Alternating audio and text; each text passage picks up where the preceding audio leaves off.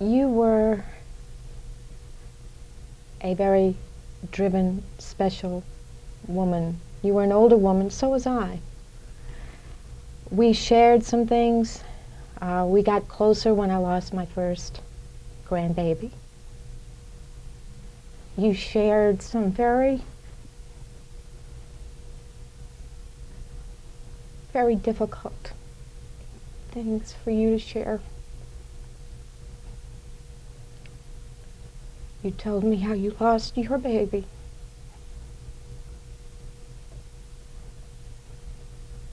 But you told me in such a way to make it better.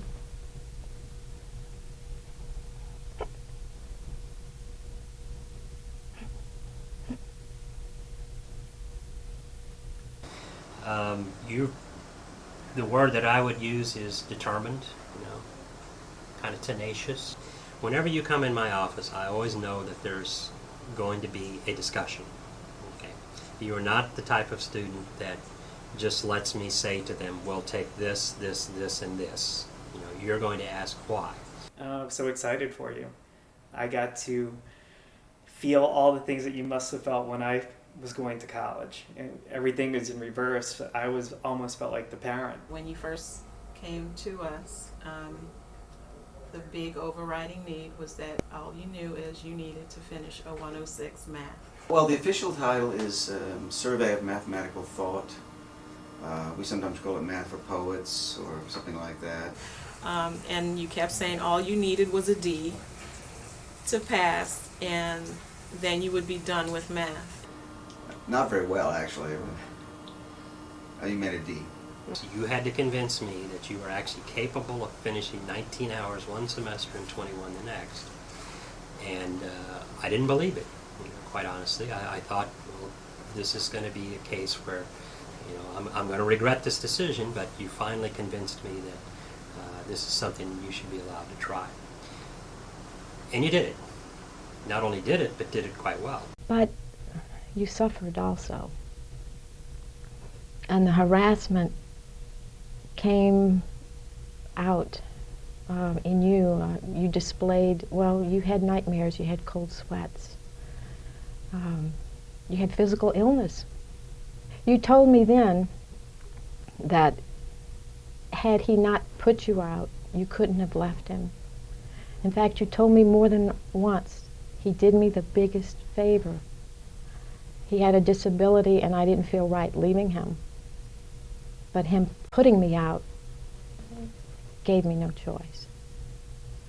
Marvin had started calling you from payphones, and you knew that they were payphones because of the caller ID, and then you were trying to have something done, and the police told you that unless they caught him at the payphone, that there was nothing that could be done. And you kept a log of all the phone numbers from these payphones and went around to every single payphone in the neighborhood trying to match up locations with payphones. All the calls were made from near your apartment, so you knew he was watching you. And then in an effort to catch him, you saw that the call was being made from the Shell station right down the street. You took pictures because you were hoping to corroborate those pictures with your caller ID information so that the police would believe you. But as you told me, you made a fatal mistake. If you'd have just snapped the pictures and left, but you snapped the pictures and then you told Marvin, "Fancy meeting you here." And he came after you. And he told you he was going to kill you. And you believed him. You had no reason not to. And you fought with every fiber of your body. You kicked and got him off of you. You told the truth and said that Marvin attacked you with his hands. He was only charged with the misdemeanor. And he said that you injured him with the weapon. And I guess if the shoe's a weapon in self-defense, and then you were charged with a felony. And so he was out in 2 hours and you spent, I believe, 3 nights. You felt like the system had failed you earlier, but you were surprised that the judge had granted you the spousal support. The attorney was leaving, but he came back to us and he said he wanted a photograph of your car because he wanted to argue in his appeal that the car that you were driving was community property and that you are not, you should not be granted the spousal support. So I turned to you and I said, Jackie, he wants a picture of your car. And you said, well, that is fine because then you will have evidence as well, because a couple days ago, I think Marvin came by my house and vandalized the car. And all I remember is the flash going off, the attorney taking a picture of your car. And minutes later, I heard gunshots. And your husband, Marvin, jumped out of the car from the passenger side. When Marvin came out and I heard the gunshot, I saw a gun in his hand and I saw you fall. And I just ran to get you help. It was awful. And I remember turning back to look to see if you were okay so I could get you some help. I saw Marvin pointing a gun at my back. And I thought he was going to kill me too. But minutes later I turned again and I heard 2 gunshots and he had shot himself. There was nothing that could stop you from getting your degree. You had earned it and you knew it. And all I did was pick up the piece of paper.